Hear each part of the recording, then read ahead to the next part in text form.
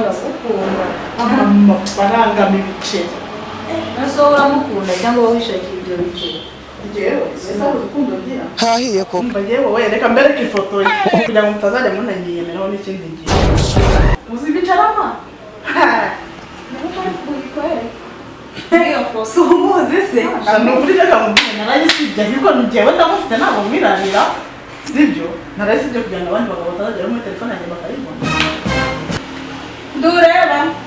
ubwiyemezi bwe gusa kakayikweretse ugize ngo ibyo ntabwo ari ukwiyemera ntabwo ari ukwigira biba bisekeje mureke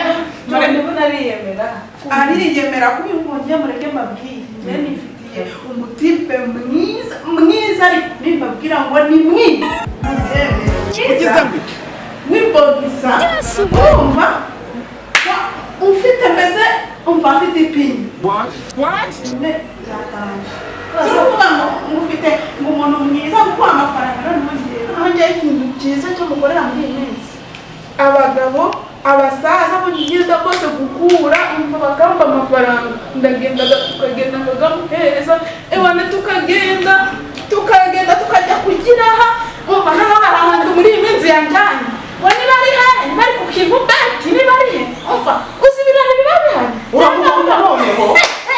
aba yamuhereza gusa mwiza niwe wakujyanye wese cyane wowe wamujyanye ni njyewe wamujyanyeyo ariko yanjyanyeyo azi yuko ndahazi kandi ariho njya gukurira bya bisazi urumva nkazana ngamuhereza ariko noneho uzi ikintu nzigaje gukora mana ndagihigaga umva babasaza ikintu nshaka kubakorera hari umuntu wambwiye ngo ntamenye agasigaye agakuramo umuntu ngo bakagenda ngo bakagagurisha abantu bakutse amenyo bakagabateramo urumva nane nsigaje kugenda ngakura n'amenyo ako menyo namara kugakura ngagashyira wa muhungu wanjye w'ibobisi urumva yagurisha